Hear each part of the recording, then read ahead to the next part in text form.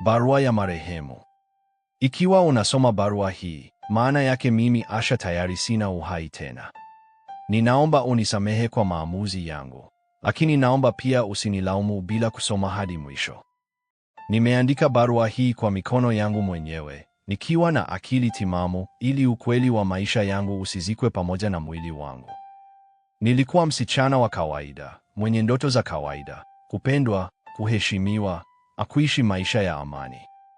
Kwa muda wa miaka 6, nilikuwa kwenye uhusiano na mwanaume mmoja aitwaye Hassan. Hakuwa na pesa nyingi, lakini alikuwa na moyo uliojaa mapenzi ya kweli. Aliniahidi ndoa hata kama isingekuwa ya haraka. Lakini mimi nilichoka kusikia maneno ya watu. Upendo haujalishi, kinachohitajika ni pesa. Usipoolewa sasa utaachwa. Nilianza kuingiwa na tamaa ya maisha mazuri kuliko mapenzi ya kweli. Ndipo nikakutana na mwanaume mwingine, Kevin. Kevin alikuwa na pesa. Alikuwa na maisha niliyokuwa nayatazama kwenye mitandao. Ndani ya muda mfupi, aliniahidi ndoa, kunihakikishia usalama, akuniweka kwenye dunia ya anasa. Sikumjua vizuri. Sikujua tabia zake. Nilijua pesa zake tu. Na kwa makosa makubwa sana kwenye maisha yangu, nilimwacha mtu aliyenipenda kwa dhati, kwa sababu ya ndoto ya maisha ya kifahari. Nilipoolewa na Kevin, harusi ilikuwa kubwa. Familia ilifurahi. Marafiki walinipongeza. Nilionekana mshindi. Lakini hakuna aliyejua kilichokuwa kinaanza nyuma ya pazia. Baada ya ndoa, Kevin alibadilika. Maneno ya mapenzi yakawa matusi. Nilidhibitiwa, nilidhalilishwa. Nilinyamazishwa kwa sababu anatoa pesa. Nilipolalamika, niliambiwa, unalishwa, unavalishwa, bado unataka nini? Ndipo nikajifunza ukweli mchungu sana. Pesa haziwezi kununua heshima. Mateso yaliongezeka. Usaliti ukaongezeka. Wanawake wengine wakaingia kwenye ndoa yangu. Nilipojaribu kuzungumza, nilipigwa. Kila kipigo kilivunja heshima yangu. Kila matusi yaliua utu wangu.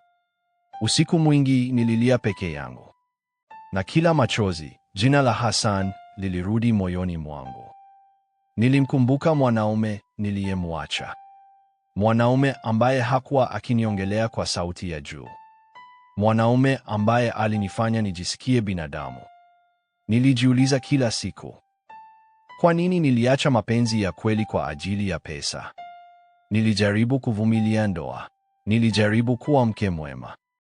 Nilijaribu kunyamaza, lakini mateso hayakuisha. Siku moja, baada ya kipigo kingine, nilikaa peke yangu, nikajiangalia kwenye kioo, nikaona sura niliyokuwa siitambui tena. Ndipo nikafanya uamuzi mgumu zaidi maishani mwangu. Niliamua kuondoka kimya kimya. Niliamua kunywa sumu, si kwa sababu nilikuwa dhaifu, bali kwa sababu nilikuwa nimechoka kupigana peke yangu. Na kabla sijafanya hivyo, niliandika barua hii. Kwa familia yangu, naomba msamaha. Kwa Hassan, naomba unisamehe kwa kukuacha. Ulikuwa sahihi, mimi nilikosea. Na kwa jamii, naomba mjifunze kutokana na kifo changu.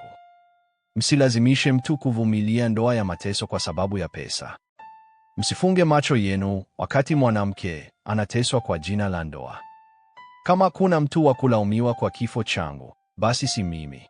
Na leo, nikiwa marehemu, naomba haki isisemwe kwa sauti ya chini. Kwa sababu kama ningesikilizwa nikiwa hai, isingelazimika kuandika barua ya marehemu. Baada ya barua hii kusomwa, msiba mzima uligeuka kuwa kilio cha haki. Familia, majirani na mashahidi walikusanya ushahidi wa mateso aliyopitia marehemu. Mume wa marehemu alikamatwa. Kesi ya unyanyasaji ilifunguliwa. Na kifo cha Asha kikawa sauti ya wanawake wengi waliokuwa wananyamaza.